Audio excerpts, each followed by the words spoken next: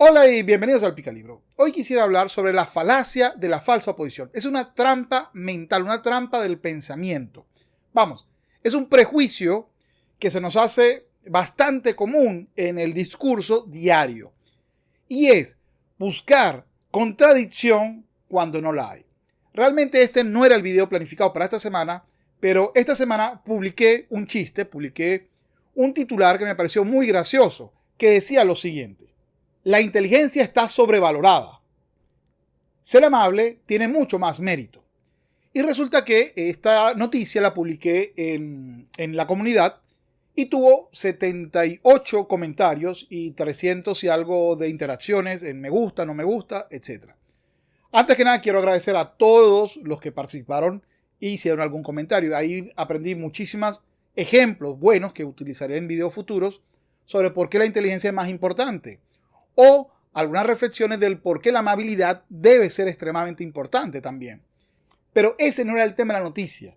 La noticia no era para posicionarse si la inteligencia era más importante o si la amabilidad lo era, sino que la premisa elemental era errada porque partía de crear unas contradicciones o un contradictorio donde no existía.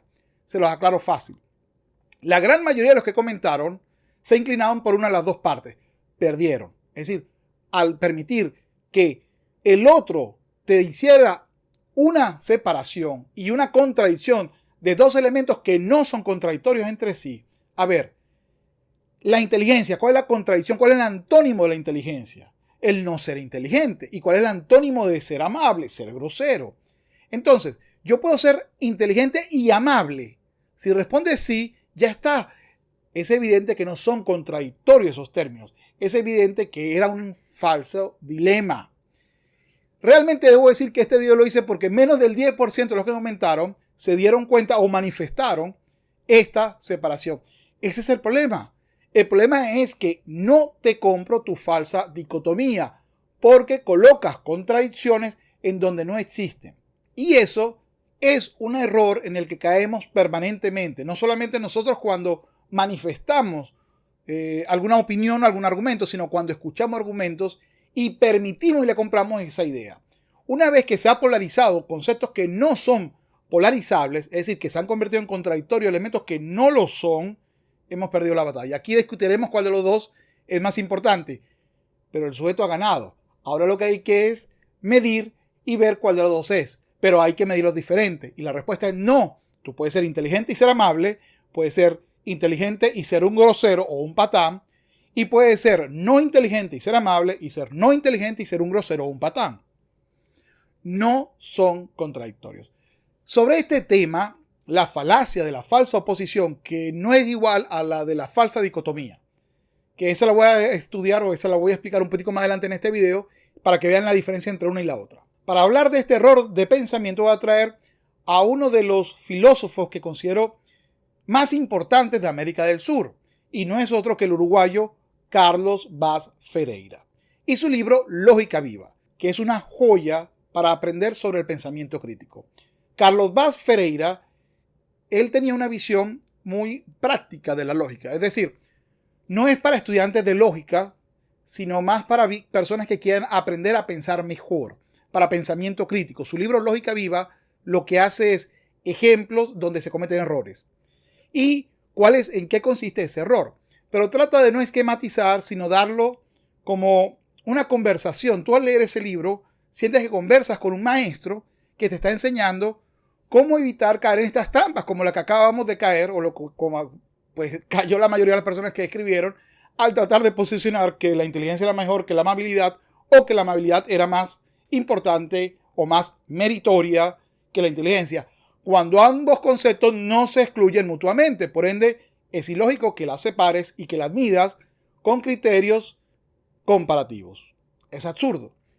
Es para que se dé un ejemplo fácil, como si te preguntara, mira, hay un carro nuevo. ¿Lo quieres con cauchos o sincrónico? O mejor, ¿lo quieres con cauchos o rojo? Eso no tiene sentido, porque la ausencia o presencia de los cauchos del carro no afectan la pintura. Así que lo quiero con los cauchos y lo quiero rojo, o lo quiero con los cauchos y lo quiero azul. No hay una valoración. Si tiene la pintura, tanto de mérito. Y si tiene los cauchos, tanto de mérito.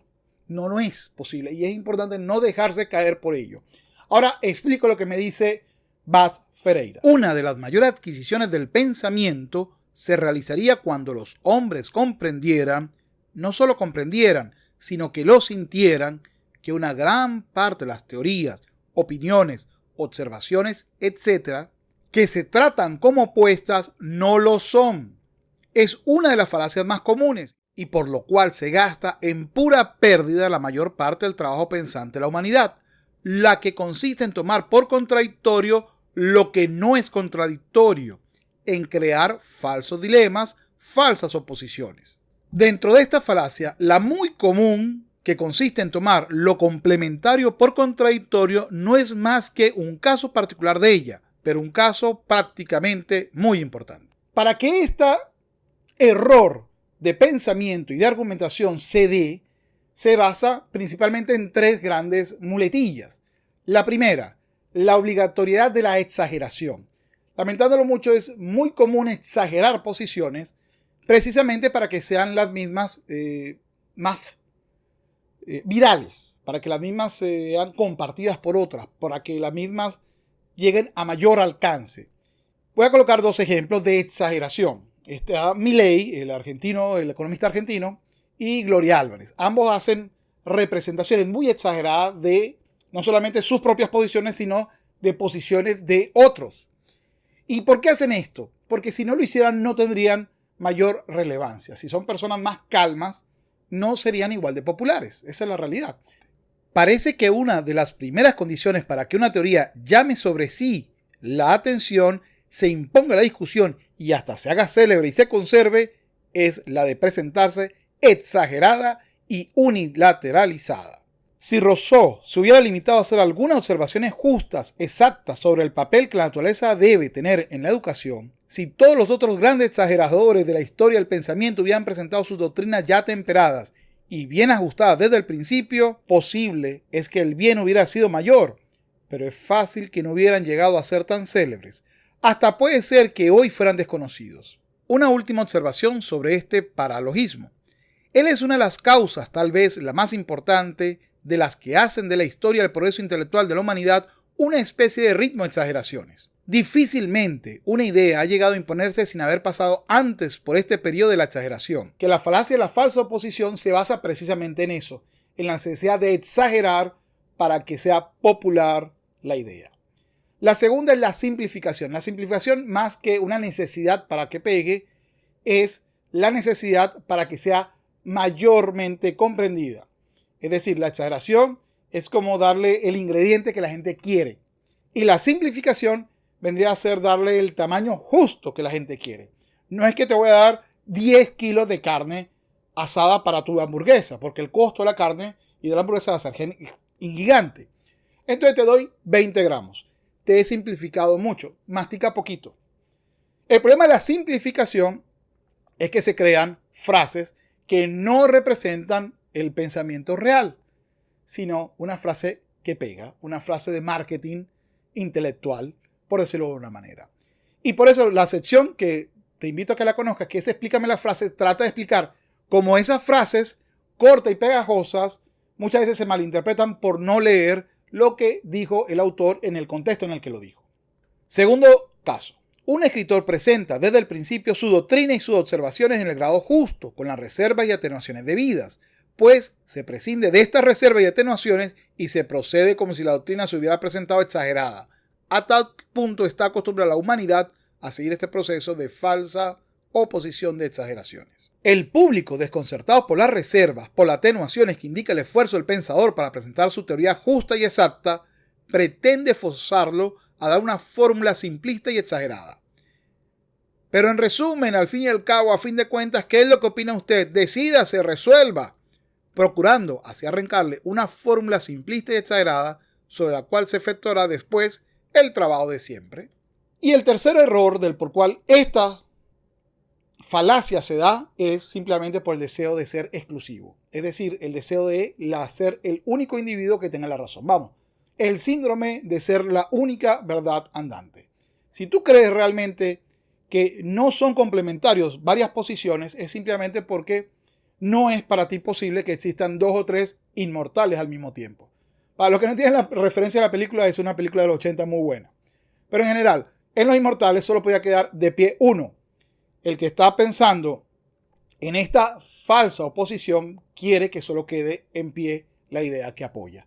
El problema es que las ideas muchas veces se apoyan entre sí y una exclusión de una con respecto a la otra no es más que una exageración, una simplificación y una falsedad. Por ende, es un razonamiento falaz. Lo mismo sucede cuando combatimos una exageración. El adversario nos atribuye la opuesta. Cuando en la práctica combatimos, por ejemplo, un programa por ser demasiado extenso, es fatal que se nos oponga una en respuesta como pretendida refutación las razones que hay para que los programas no sean demasiado reducidos. Cuando combatimos en la práctica la tendencia de ciertas personas a comer demasiado, enseguida nos responden con los argumentos que son buenos contra la tendencia a comer demasiado poco. Por cierto, otro problema es lo que es la creación de hombres de paja. Muchas veces para contestar se hace la idea de exagerar la posición de otro sujeto que no es la que representa al sujeto porque se te hace más fácil dentro del concepto de la exageración, la simplificación y la unilateralidad, la inexistencia de otra solución posible que tengan que exagerar al otro para de esa manera él pueda caerse solo. De todas formas, sobre el hombre de paja, en otro momento lo haré, pero va muy de la mano de la falsa oposición. Normalmente una falsa oposición incluye crear un hombre de paja con los argumentos del otro. Y lo prometido, ¿cuál es la diferencia entre esto y la falsa dicotomía o el falso dilema? Muy fácil. Cuando hablamos de la falsa oposición es porque en la estructura, en el conjunto, he separado dos cosas que no necesariamente tengan que ser contradictorias entre sí, sino que hasta pueden ser complementarias. Mientras que en el del falso dilema estoy separando cosas que per se están separadas. Lo que te estoy dando son menos opciones. A ver, ¿es usted de izquierda o de derecha? No, soy de centro. Ah, perfecto. Usted salió de la falsa dicotomía porque había otra posición. Pero en el caso, por ejemplo, es falsa oposición sería, ¿usted es creyente o científico? ¿Y qué afecta la creencia con la ciencia? Una cosa no afecta a la otra. Al contrario, pensar eso es un prejuicio además muy equivocado. Ahí es una falsa oposición. Una posición correcta sería, ¿es usted ateo o creyente? Ahí hay una falsa dicotomía, pues uno puede ser agnóstico también. Pero no es una falsa oposición, porque no puedes tener ambas posiciones al mismo tiempo. No puedo ser creyente y ateo. En este caso, en el caso de la falsa oposición, recuérdese, ¿eres honesto o apoyas a un político X? Dice, no es cierto, no es compatible o no son incompatibles necesariamente esas dos condiciones. Por ende, no te compro la idea de que ambos elementos son contrapuestos. Dicho esto, espero vayan a leer un poco sobre Bat Ferreira, este filósofo uruguayo muy destacado, y nos veremos en una nueva oportunidad. Si no te ha aburrido, por favor, mira los videos que YouTube te va a recomendar por este lado. Si te ha gustado, dale me gusta. Si te gusta esta sección de trampas retóricas, pensamiento crítico, etc., házmelo saber. Si estás de acuerdo conmigo o no lo estás, házmelo saber. Y bueno, es todo por esta semana. Espero nos veamos pronto. Hasta luego.